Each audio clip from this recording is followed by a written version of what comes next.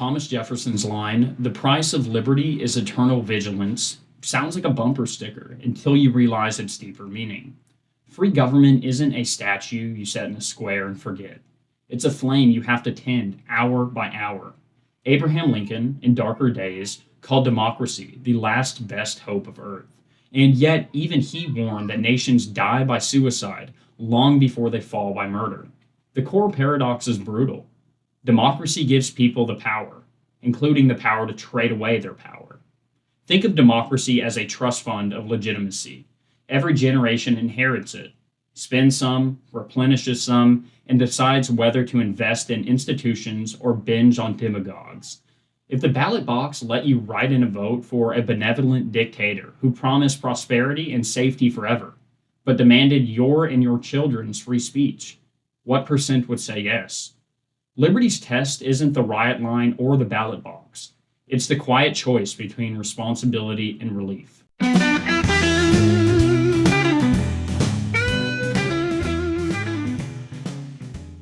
There never was a democracy yet that did not commit suicide. Democracies usually don't end with tanks on the Capitol steps. They end in trade offs that felt reasonable at the time. The rot begins invisibly.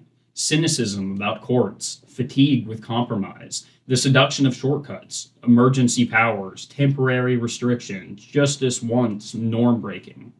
Picture a house with a hairline crack in the foundation.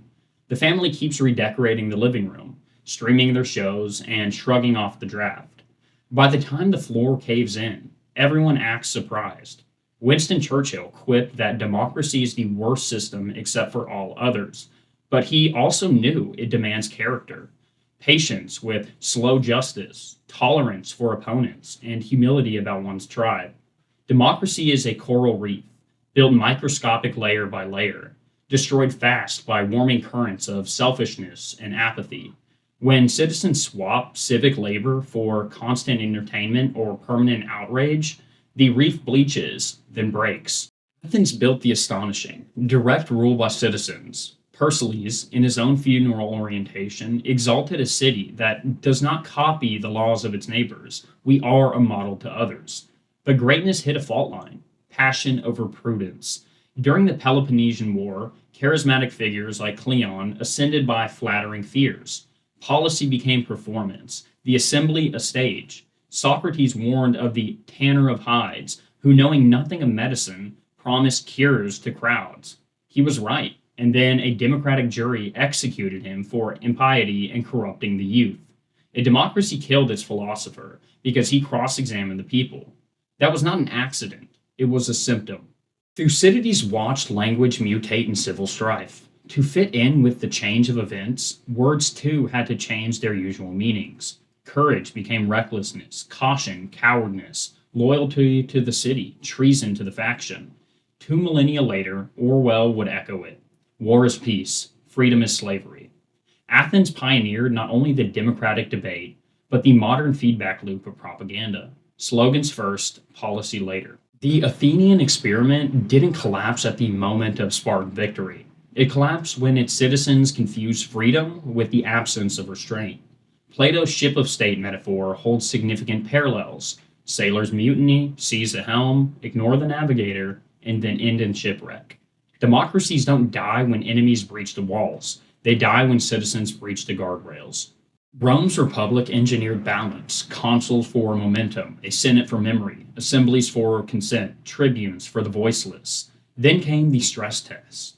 Expansion, inequality, veteran dislocation. The Gracchi brothers proposed a land reform at the time to recreate a yeoman citizenry.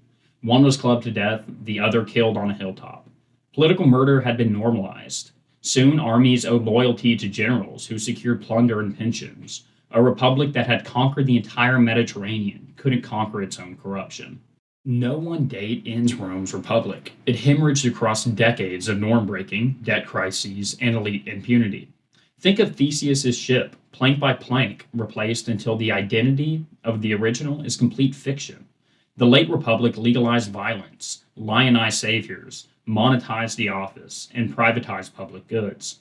Citizens traded civic muscle for imperial spectacle. Augustus finally offered the seduction of normalcy, peace, bread, glory, at the price of a silent Senate and obedient press. Republics do not die from one Caesar, they die from 1,000 shrugs. Surveying America, Alexis de Tocqueville saw danger. He coined a phrase that should chill Democrats to this day: tyranny of the majority. Not the boot on the neck, but the smothering pillow of public opinion. John Stuart Mill later warned of the despotism of custom, where conformity suffocates genius. Democracy's risk isn't merely that the many outvote the few, it's that the many outlaw the mind. Imagine a town where every house votes on everyone else's curtains, books, friends, whatever. Eventually, the loudest taste become the law, and taste turns into tyranny. History is a museum of majorities gone mad. Salem juries proved witches. McCarthy's committees proved treason. Both eras weaponize fear to purify the body. Majorities don't need facts, they need ritual. James Madison designed the Bill of Rights not to flatter elites, but to restrain the crowd. Speech codes across centuries, whether religious, nationalist, or revolutionary, pick your poison, are the same garment in different dyes. The crowd policing dissent to protect the crowd. Democracies must protect unpopular thought, or they will protect only power. Today's majority is an illusion, produced by amplification. A scream masquerades as the consensus. Outrage appears organic. Careers end in the afternoon because a timeline tried to devour someone. Tocqueville predicted a soft despotism that spares men the care of thinking, and we've engineered it. I mean, think about it. If you knew your core beliefs would trigger an organized digital firing squad, would you speak? If not, then who rules? Voters or viral incentives? The tyranny of the majority only requires a trend. Juvenile sneer, bred in circuses, I'm sure you've heard it, was more than just satire. It was statescraft. Roman emperors numbed citizens with food and games, buying docility with spectacle. Gladiators were the push alerts of antiquity. Chariot races, the weekend binge. When people were entertained, they're always governable. When they're fed, they're quiet. Politicians understand this. Free football, cheap credit, loud festivals, silent parliaments all work together. The citizen morphs into a spectator, and the spectator forgets he's sovereign. We've devised gentler circuses, streaming platforms, infinite feeds, frictionless shopping, debt-subsidized comfort. Tocqueville foresaw a power that covers the surface of society with a network of small, complicated rules and reduces each nation to nothing but a flock of timid, industrious animals. It's not that Netflix itself is tyrannical, it's that your saturated attention is. A democracy requires cognitive surplus, a time to read budgets, volunteer, sit through boring meetings. A people without attention has no antibodies. Put simply, attention is the tax a free people pays to itself. Evade it, and someone else will spend your sovereignty for you. A simple way to prevent this is through attaching voting to a short civic literacy test, obviously nonpartisan, linking subsidies to community service, and rewarding long horizon behaviors with tax advantages, amongst other things. Democracies decay when benefits are detached from responsibilities. Sound familiar? Welfare, social programs. Republican virtue isn't Puritan panic. It's the boring, necessary habit of showing up. Bread alone keeps bodies alive. Duties keep politics alive. Montesquieu argued in The Spirit of Laws that liberty requires separation of power so that power should check power. But even in perfect constitutions, they will fail if citizens no longer believe in them. Trust is the oxygen of democracy, invisible until it runs out. Once suspicion replaces faith, every election looks stolen, every verdict partisan, every law corrupt. Again, sound familiar? Without trust, balance are just paper.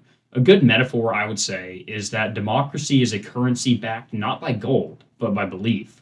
Hyperinflation of suspicion makes it absolutely worthless. Modern history offers a grim arc. Watergate proved presidents could betray trust.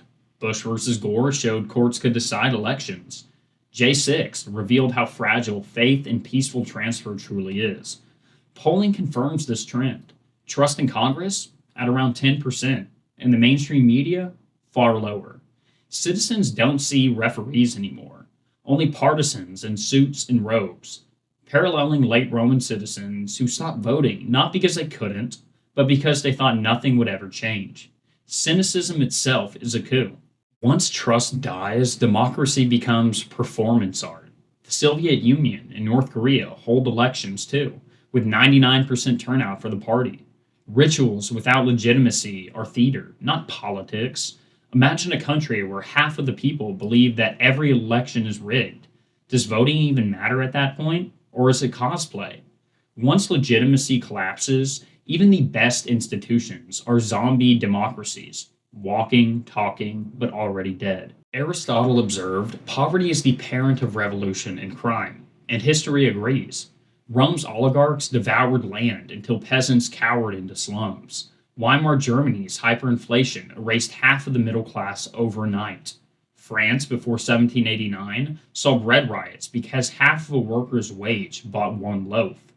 When democracy cannot guarantee stability, desperate citizens do desperate things. Whether you like him or not, Hitler didn't rise on ideology alone. He rose on empty stomachs and worthless paychecks. John Adams warned, the balance of power in a society accompanies the balance of property. If wealth pools in too few hands, politics pools with it. Rome had senators richer than entire provinces. Today, billionaires' fortunes eclipse small nations' GDPs. Economic despair fuels radical promises. The French Revolution toppled kings not with philosophy, but with hunger. Democracy is a table. When there's one guest that is feasting and nine starve, don't be shocked if they flip it. Argentina today has printed so much money that the nation is devoured. Venezuela subsidized bread until it had no bread. Citizens in these systems are asked, which do you want, rights or rations? Most choose rations. If tomorrow your family's survival depended on obeying authoritarianism, would you risk liberty? Most wouldn't. Democracies cannot survive if they fail to provide the minimum: stability, fairness, opportunity. Freedom starves where bread disappears. Authoritarianism rarely begins with jackboots. It begins with balance. Mussolini's March on Rome was ratified by a king. Hitler's Enabling Act, passed by parliament. Citizens applauded as chains were fastened. Tyranny no longer storms the gates. It knocks politely, campaign slogans in hand. Hannah Arendt saw the root of tyranny in isolation. Atomized citizens crave belonging and accept tyranny to escape loneliness. In the Grand Inquisitor parable, it goes further. People prefer bread and certainty over freedom and truth. Authoritarians promise both, then deliver only bread. Propaganda doesn't just win minds, it soothes loneliness by giving people a tribe, even if the tribe chains them. Every tyrant frames himself as the savior of democracy. Chavez vowed to protect the poor from oligarchs. The wolf campaigns to guard the sheepfold. And the sheep vote yes. If democracy lets its citizens elect their own executioner, is it suicide or murder? Either way, the end looks the same. Plato mapped politics as seasons: aristocracy, timocracy, oligarchy, democracy, and finally tyranny. Democracies, he said, collapse because too much freedom breeds chaos. Polybius echoed this. Rome's republic mixed monarchy, aristocracy, and democracy to slow the cycle, but it did not stop it. An ancient thought leader later charted 21 civilizations, most undone not by invasion, but by decay. Spengler called the decline of the West modern-day prophecy. The cycle is older than constitutions. Plato warned, the excess of liberty passes into the excess of slavery. Weimar Germany illustrates this. Street chaos, inflation, fragile coalitions. Citizens begged for order. Out of excessive liberty came Hitler's dictatorship. Freedom is like fire, warm when contained, destructive when uncontrolled. Democracy is a hearth, but mobs turn it into a blaze. If Plato is right, we may not be in democracy's golden age, but in its twilight. Democracies across the world show symptoms: polarization, debt, populism, weakened institutions. If democracy is the latest stage, the question isn't whether tyranny comes, but who will wear its crown. History whispers democracy is a season, not an endpoint. Today's West mirrors Athens' factions, Rome's circuses, Weimar's distrust, and Venezuela's populism. Citizens distracted, leaders corrupt, institutions are distrusted. Social media amplifies rage, debt buys silence, wars exhaust resources. The parallels are eerie. We are living in a museum of collapses, repeating every exhibit. Tocqueville foresaw this, a parental power that foresees and supplies their necessities, but in the end, it reduces each nation to nothing but a flock of timid and industrious animals. That is what the West is today: comfortable, distracted, apathetic. Democracies don't collapse with gunfire, they collapse with yawns. The citizen becomes the consumer, the voter becomes the spectator, and the republic becomes the market. Democracy is the frog in boiling water. Freedoms erode, not by leaps but increments. Surveillance justified for safety. Censorship justified for misinformation. Restrictions justified as temporary. COVID showed how easily citizens surrendered freedom when afraid. If liberties erode 2% a year, would anyone notice until it's too late? Democracies don't explode, they dissolve. Thank you for joining me here today. I think it's episode 12 of Principle Over Party. Again, y'all are giving me some mojo. I am up to like 85 subscribers in a month-ish, which is pretty lit. I appreciate that. But I do feel passionate about our democracy. I think it's probably the best thing we got, except for maybe a monarchy. I know that's controversial. But let me know what you think in the comments, please. I know it's a long video. Let me know if you want a longer one, a shorter one, me to explore this, because I have a lot to say about democracies. So yeah, let me know, like and subscribe. Thank you for being here, and peace.